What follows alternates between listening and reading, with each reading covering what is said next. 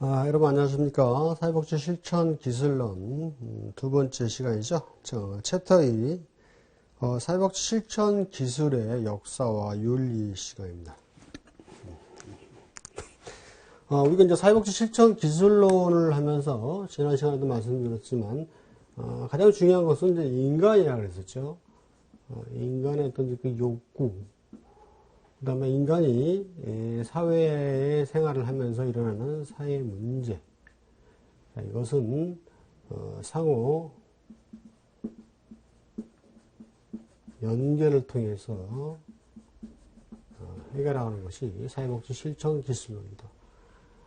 그러면 우리가 이게 사회복지 실천이라는 것은 최초에 예전에는 이제 그 처치와 어떤 진단에 의한 그 치료적인 개념으로 사회복지가 시행됐었죠. 그래서 이것이 사정으로 해가지고 문제를 해결하는 것으로 변경이 됐다고 말씀드렸었죠. 그래서 이런 문제 해결과 사정의 요소가 나오던 것이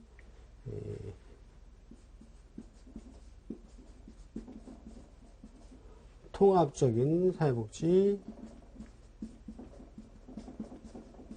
나온 하나의 배경적인 측면이다. 이렇게 우리가 역사적인 측면으로 볼 수가 있겠습니다. 그리고 이런 사정과 문제 해결을 통해서 현재 이루어지는 사례 관리적인 측면이 같이 일어나고, 이것은 하나의 모니터링을 통한 지속적인 관리가 이루어지는 거죠.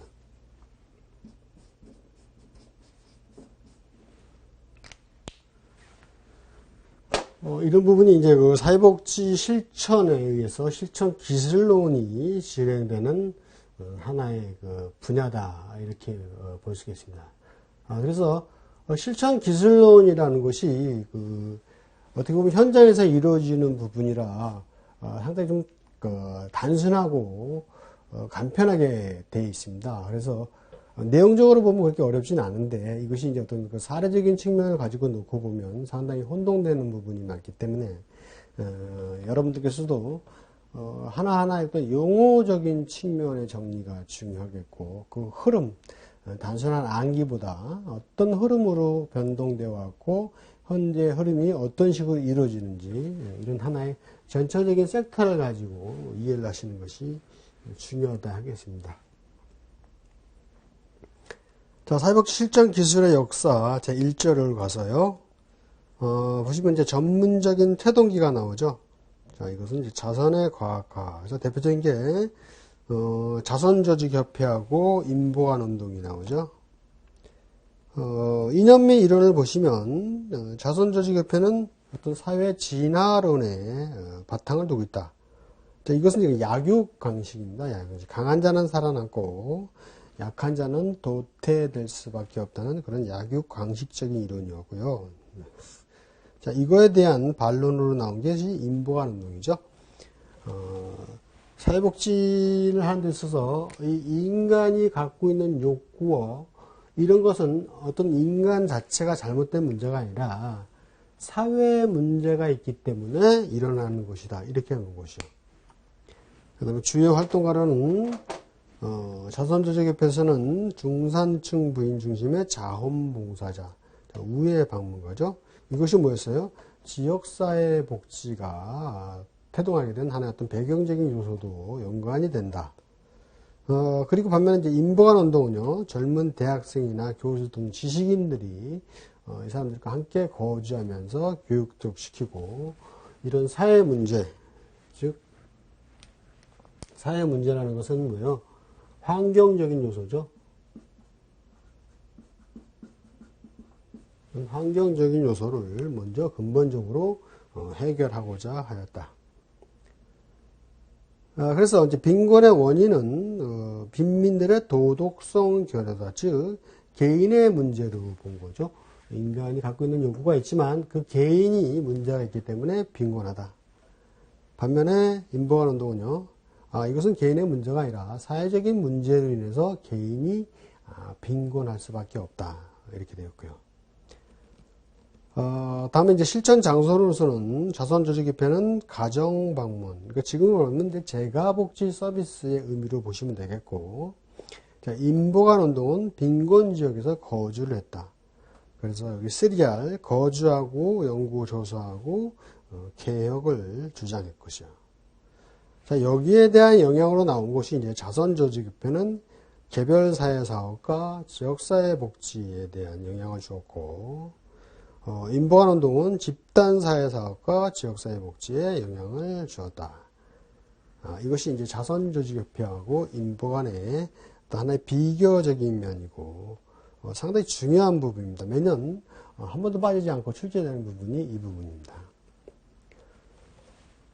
자, 그 다음에 밑에 이제 박스가 하나 나오죠. 그 전문적 사회복지 실천 이정기부터 해가지고, 현재까지 나오는데, 자, 전문적 사회복지 실천 이정기, 엘리자베스 구빈법 나오죠. 이것은 이제 구구빈법이라고도 합니다. 자, 빈민구호 법령을 집대성에서 성문화했다. 성문화에 밑줄 치시고요. 세계 최초의 공적 복지 법률이다. 또한 이제 빈민 분류를 해서 사회 통제적인 성격을 갖고 있다. 거기 체크해 주시고요. 자, 사회복지 실천 기술 역사에서 전문적 사회복지 실천 이정기에서 중요한 게 구구빈법이라고 그랬죠.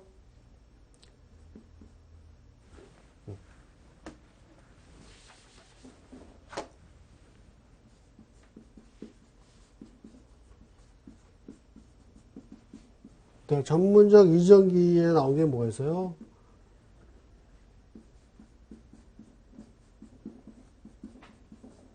엘리자베스 구빈법, 즉 구구빈법인데요. 이것은 사회 통제적인 성격이 강하다고 나와 있죠.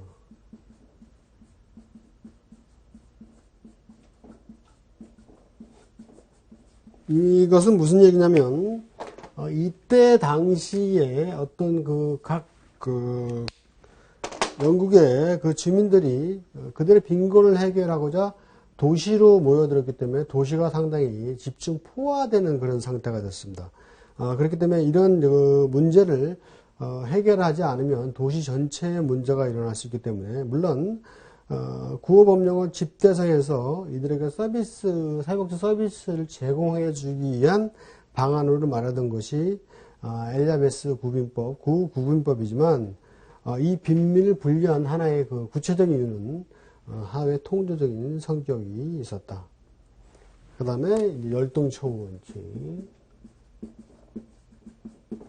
열등처우라는 것은 뭐예요? 그러니까 일을 하는 사람보다 일을 하지 않고 구호를 받는 사람이 더 많은 서비스를 받으면 안 되겠죠. 그리고 빈민의 국가 책임을 인정했다. 이것이 주요 요소가 되겠고, 다음에 이제 전문적인 사회복지 출현 이제 19세기 말부터 내리는데, 이것이 대표적인 게 이제 자선조직협회다. 그 자선조직협회는 미국과 영국이 있고, 기존의 사회복지 서비스를 과학적으로 통합 조성했고, 자, 구제 신청자에 대해서 체계적인 조사를 했다. 이것은 뭐예요? 우회 방문은 프렌들리 비지트가 각각 가가호를 방문해서 서비스 대상자를 구별했다 그러죠. 그래서 거기 우회 방문자가 19세기 말에서부터 산업혁명 이후까지 해서 중산층 부인들이 중심이 되고, 구제 기능 간 연락, 조정, 그리고 유급봉사자가 여기서 활동을 하게 됩니다. 이것은 현재 사회복지사가 되겠죠. 그래서 개별사회사업의 시초가 되고 사회복지 실천 활동의 근간이 되었다. 이것이 이제 자선조직협회 전문적 사회복지 실천 출연하게 된 하나의 배경적인 요소가 되겠고요.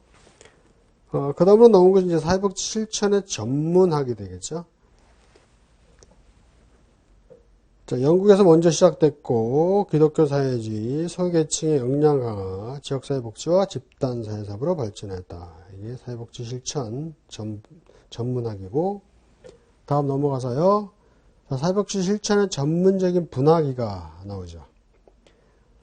자, 사회복지 실천 전문직이 확립된 시기로서 전문적인 사회사업 실천 이론을 확립하고 사회사업 조직이나 단체에 유급직원을 배치했고 사회사업 관련 단체와 연맹을 전국 규모로 조직하고 사회사업 관련 전국회의를 개최하였다.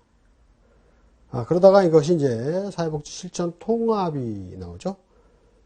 사회사업 실천 이론은 통합과 통합 이론의 대표적인 모델들이 나오고 사회사업 실천 기술의 통합 전문적 단체가 통합되는 시기가 1950년에서 60년대.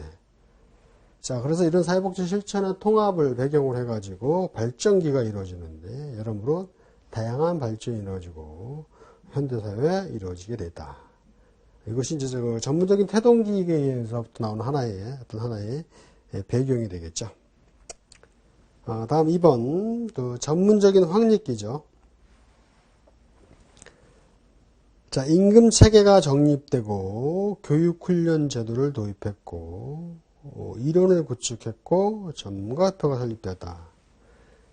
자, 임금 체계가 정립되었다는 것은 우회 방문원에게 보수를 제공했다. 그러니까 유급 봉사자를 채용했다 그랬죠.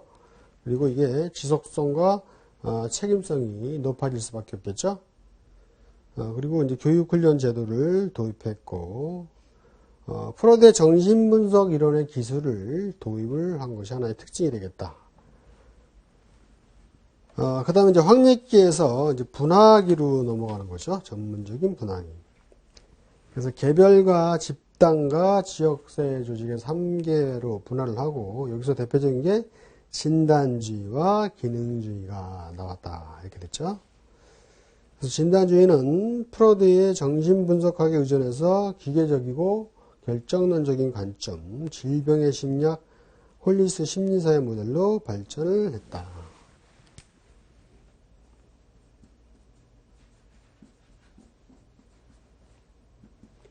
그러니까 진단주의라는 것은 미리 결정을 했던 거죠.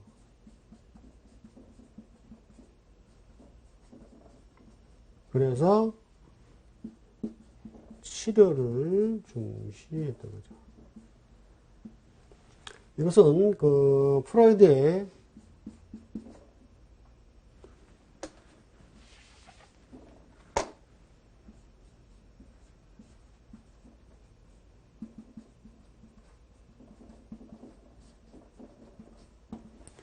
정신분석학에 영향에 의존을 했고, 그래서 이제 이 프로이드의 정신분석학은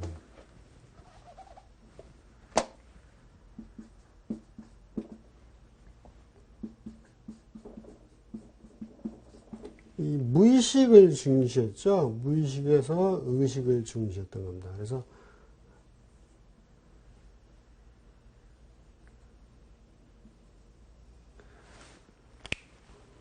여기서 이런 해수면 아래 우리가 보이는 거에 있고 안 보이는 게 있죠. 이 안 보이는 것을 뭐래요? 무의식이라고 그러죠. 그래서 이 무의식적인 측면을 이 보일 수 있게끔 외부로 끌어놓은 것이 프로드의 정신분석의 대표적인 어떤 치료 방법이었었죠. 그래서 이런 질병의 심리학, 결정론적인 걸 가지고 치료가 됐던 게 진단주의였고, 이것은 이제 홀리스의 심리사회 모델로 발전하는 하나의 계기가 되었다. 이것이 여기서 좀 특징적인 면으로 보시면 되겠고, 그래서 이 진단주의에 대한 거에 대해서 대비적으로 나오는 것이 이제 기능주의가 나왔던 거죠. 기능주의라는 것은 뭐예요? 창의적이고, 의지적이고, 낙관적인 관점, 치료보다는 원조, 성장의 심리학이다. 원조. 이것은 사정을 통한 문제 해결이죠.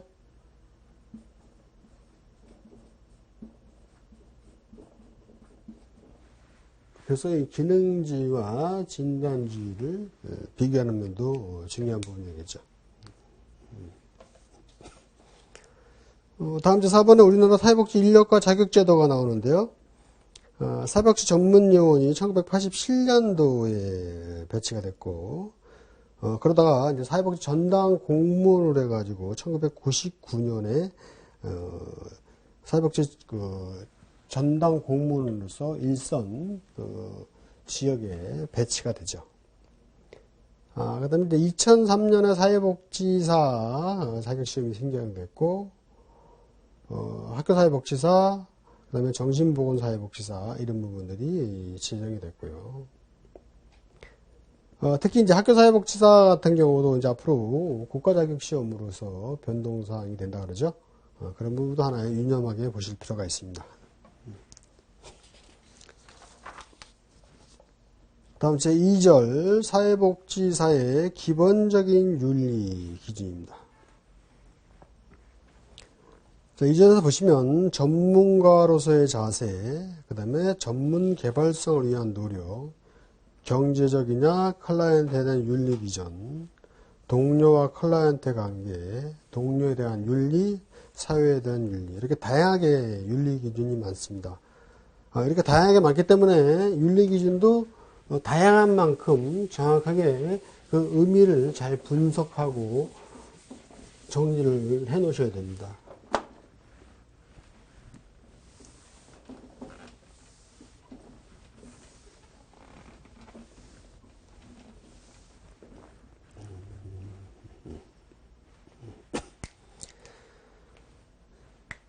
자, 첫 번째 전문가로서의 자세죠. 사회복지사 전문가로서 어떻게 자세를 갖고 있어야 되냐. 첫 번째가 이제 품위와 자질 유지가 있고 업무에 대한 책임을 지는 거죠. 그리고 클라이언트에 대한 차별 대우를 해서는 안 되고, 세 번째 전문가로서 성실하고 공정한 업무 수행, 어떤 부당한 압력에도 타협하지 말아야 되고요. 네 번째가 사회적인 실현과 클라이언트 복지 증진에 헌신하고요. 그 다음 업무 수행에 있어서 기관 내외로부터 부당한 간섭이나 압력을 받지 않아야 되고요. 자신의 이익을 위해서 사회복지 전문직의 가치와 권위를 훼손해서는 안 되고요. 한국사회복지사협회 등 전문가 단체 활동에 적극 참여하고 사회적인 실현과 사회복지사의 권익 옹호를 위해서 노력을 해야 되겠습니다. 자, 두 번째가 이제 전문성 개발을 위한 노력이죠. 자, 전문가로서의 자세가 있고 전문성 개발을 위한 노력이 있죠.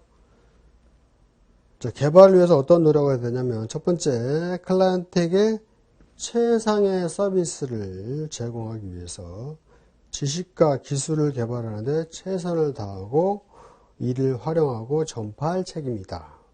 두 번째, 자, 클라이언트를 대상으로 연구하는 자들의 권리를 보장하고 자발적이고 고지된 동의를 얻어야 된다. 고지된 동의에 미칠 짓이고요. 그 다음에 세 번째, 연구 과정에서 얻은 정보는 비밀 보장 원칙에 의해서 다뤄져야 된다.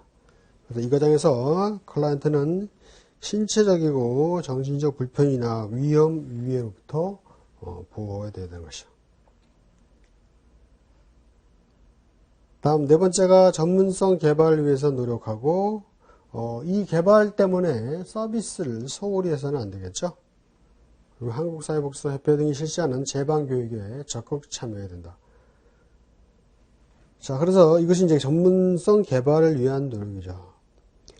내용적으로는 어려운 내용이 없는데 혼동되는 내용이 뭐냐면 문제가 출제되었을 때 다음 중 사회복지 전문가로서의 자세에 해당되는 것, 사회복지 전문성 개발을 위한 노력에 해당되는 것, 이런 식으로 출제가 되게 되면 내용이 상당히 비슷하기 때문에 혼동되는 부분이 많습니다. 그래서 체크 포인트적인 언어적인 의미를 이해하시는 게 중요합니다. 다음에 세 번째 나오는 것이 경제적 이득에 대한 태도이죠. 이것은 뭐 돈과 관련된 거죠. 자, 클라이언트의 지불 능력에 상관없이 서비스를 제공해야 되고 이를 이유로 차별 대우를 해서는 안 된다. 뭐 어떤 사람은 많은 돈을 내니까 그만큼 더 많은 서비스를 해줘야 된다. 이런 의미가 아니죠. 그리고 공정하고 합리적으로 이용료를 책정해야 되고요. 업무와 관련하여 정당하지 않은 방법으로 경제적 이익을 취득해서는 안 된다. 뭐 경제적 이득에 대한 태도니까 비용과 관련해서 생각하시면 되겠고, 근데 네 번째 나오는 것이 이제 클라이언트에 대한 윤리 기준이 나오죠.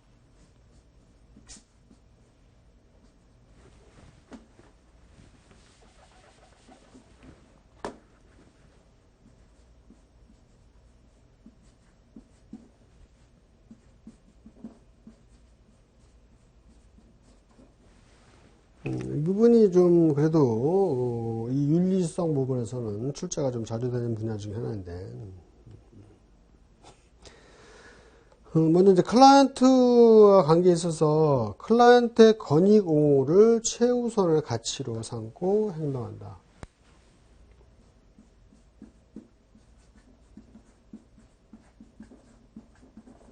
클라이언트 권익 옹호가 최우선돼야 되겠고요. 그 다음에 클라이언트에 대해서 인간원에서 존엄성을 존중해야 되죠.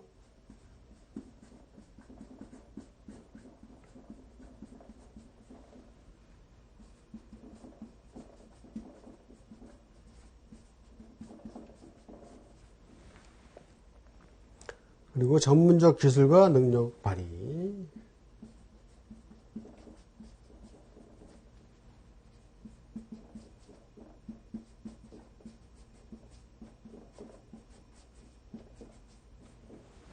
이게 중요했고. 세 번째가 클라이언트의 자기 결정권을 최대한 행사할 수 있도록 도와주며 이익을 최대한 대변한다.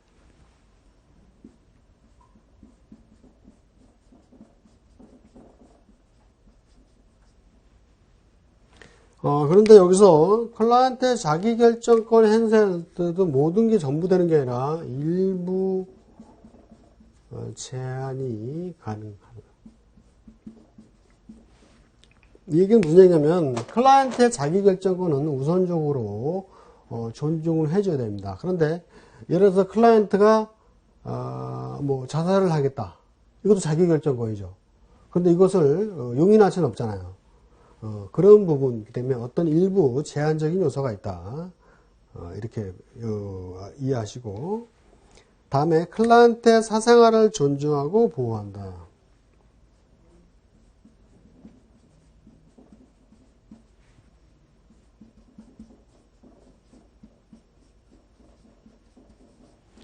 자, 사생활을 존중하고 보호하는 것은 당연하죠. 그런데 이것도 예를 들어서 이제 법 있죠? 법이나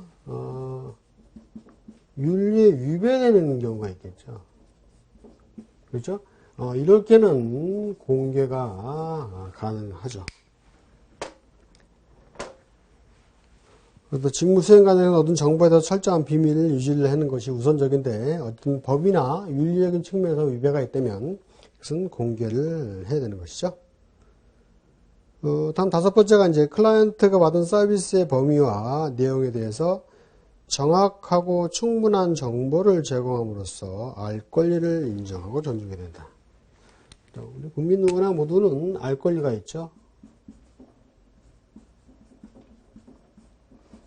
알 권리를 인정해주고 존중해줘야 되는 것이요.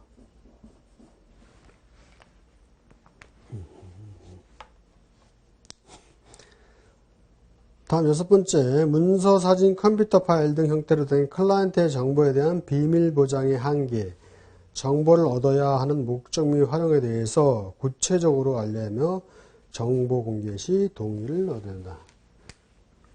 이제 개인정보 보호죠.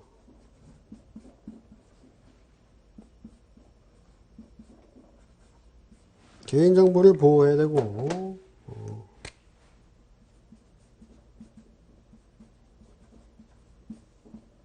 꼭 개인 동의하에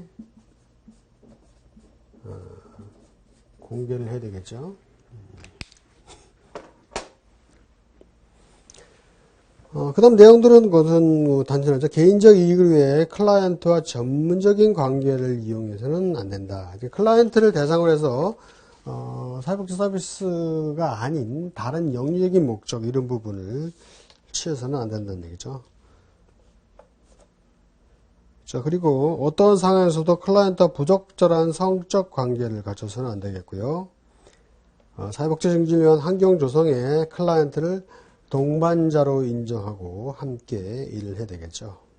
이것이 이제 클라이언트에 대한 윤리교육이고, 다음에 이제 동료의 클라이언트의 관계죠. 적법하고 적절한 논의 없이 동료 혹은 다른 기관의 클라이언트와 전문적인 관계를 맺어서는 안 된다. 이게 무슨 문제냐면, 사회복지사가 클라이언트를 대상으로 서비스를 실행함에 있어서 타 기관 그 서비스를 의뢰할 때는 우선적으로 해야 될 것이 이 클라이언트의 동의를 받고 진행해야 됩니다. 그렇지 않은 상태에서 진행되면 안 되는 것이고요. 그 다음에 이제 긴급한 사정으로 인해서 동료의 클라이언트를 맡게 된 경우 자신의 의뢰인처럼 관심을 갖고 서비스를 제공하죠. 당연한 내용이 되겠죠. 다음에 이제 동료에 대한 윤리입니다. 이것은 이제 사회복지사와 사회복지사 간의 관계죠. 자, 존중과 신뢰로 동료를 대하고 전문가로서의 지위와 인격을 훼손하는 언행을 하지 않아야 되겠고요. 자, 사회복지 전문직의 이익과 권익을 증진시키기 위해서 동료와 협력해야 되고, 자, 세 번째 체크 좀 해주시고요. 동료의 윤리적이고 전문적인 행위를 촉진시켜야 하고 이에 반하는 경우에, 자, 이렇게 안 하는 경우죠. 제반 법률 규정이나 윤리 기준에 따라서 대처해야 한다. 그러니까 동료와의 관계에서 어떤 윤리적이고 전문적인 행위에 어긋난다 하게 되면 그것을 무마시켜 주는 것이 아니라 법률 규정이나 윤리 기준에 따라서 대처를 해야 되는 것이요. 그 다음에 이제 네 번째, 사회복지사가 전문적인 판단과 실천이 미흡해서 문제를 야기시켰을 때는 적절한 조치를 취하고 먼저 클라이언트의 이익을 보호해야 되겠죠. 다음에 다섯 번째, 전문직 내 다른 구성원이 행한 비윤리적인 행위가 있죠. 거기에 대한 제반 법률 규정이나 윤리 기준에 따라서 이것도 조치를 취해야 되겠고, 다음 마지막 여섯 번째죠. 동료 및 타 전문직 동료의 직무 가치와 내용을 인정, 이해하며 상호 간에 민주적인 직무 관계를 이루도록 노력해야 된다. 자, 사회복지사와 사회복지사가 서비스를 클라이언트에게 하면서 개인이 갖고 있는 그 어떤 주관적이고 객관적인 가치관이 있습니다. 그래서 방법론적에서 차이가 있으십니다. 그래서 나의 방법이 옳고 다른 사람의 방법이 잘못된 것을 얘기하는 것이 아니라 상호간의 민주적인 직무 관계에 의해서 그 방법에 대한 협력을 잘해 나가는 것이 중요하다. 이런 의미죠. 다음에 이제 슈퍼바이저죠. 그러니까 그 사회복지사의 바로 지도 감독해주는 역할을 하는 분이죠. 자, 슈퍼바이저는 개인적인 이익을 추구하기 위해서 자신의 지위를 이용해서는 안 되고요. 그다음에 전문적 기준에 의해서 공정하게 책임을 수행하고 사회복지사 수련생 및 실습생에 대한 평가를 공유해야 되고요. 그 다음에 그 슈퍼바이저의 전문적 지도와 조언을 존중해야 하며 사회복지사의 전문적 업무 수행을 도와야 되고요. 사회복지사 수련생 실습생에 대한 인지적 성적으로 수치심을 주는 행위를 해서는 안 된다. 이게 인권 침해죠. 인권에 관한 부분에 대해서 한 사람으로서의 문제가 되게끔 하면 안 된다는 얘기죠. 다음에 이제 사회에 대한 윤리 기준이죠. 인간 존중과 인간 평등을 위해서 헌신하고 사회적 약자를 옹호하고 대변한다. 두 번째가 이제 중요한 게 사회정책의 수립, 발전, 입법, 집행에 적극적으로 참여하고 지원한다. 다음, 사회환경 개선과 사회정의 증진에 의해서 정책을 수립하고 발전, 입법, 집행 요구에 옹호한다.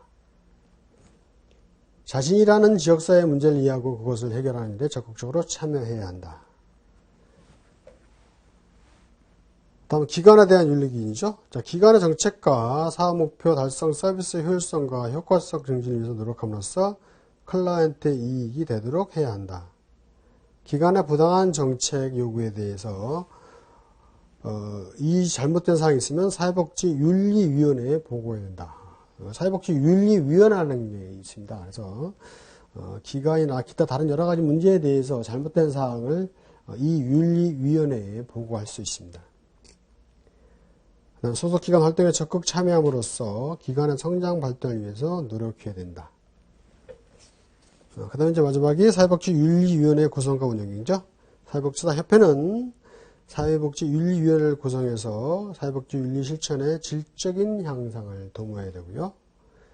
사회복지윤리위원회는 윤리 강령을 위배하거나 침해하는 행위를 접수받아서 공식적인 절차를 통해서 대처하고 한국사회복지협회의 윤리적 권고와 결정을 존중해야 되는 것입니다. 자, 여기 보시면 사회복지 윤리 기준이 우리가 전문가로서의 자세부터 쭉 나왔는데요. 여기서 이제 한 가지 좀 특징적인 면을 보면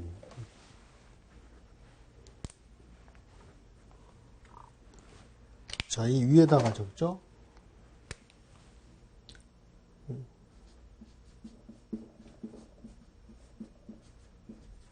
이 권고사항이 있고 의무사항이 있습니다. 자, 권고사항이라는 것은 뭐예요? 뭐뭐 하도록, 뭐뭐 할 수 있다. 이런 내용이죠. 근데 의무사항은 뭐예요? 뭐뭐 해야 한다. 그죠? must죠. 꼭 해야 한다.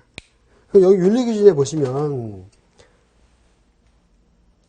안 된다, 그 다음에 발의한다, 뭐 동료가 클릭해도 안 된다 이렇게 나오죠. 윤리기준도 하지 않으면 않는다, 협력해야 한다, 노력해야 한다. 그 다음에 그 사회에 대한 윤리기준에서는 지원해야 한다, 이런 식으로 나오죠. 옹호해야 한다, 보고해야 한다, 존중하여야 한다. 존중할 수 있다, 보고할 수 있다 이게 아니라 꼭 하도록 되어 있는 거죠. 의무 규정으로 되어 있습니다. 그래서 이 사회복지윤리 기준도 어떤 권고사항보다는 그 의무적인 규정으로 해서 진행이 되겠구나. 요거 한 가지 체크해 주시고 전문가나 전문성 개발, 또 클라이언트와의 사회복지사의 관계, 이런 윤리적 기준이 어떤 부분이 해당되는지 요 내용까지 정리를 해 두신 것이 이 장에서는 중요한 부분이라고 하겠습니다. 이번 시간 강의 마치겠습니다. 수고하셨습니다.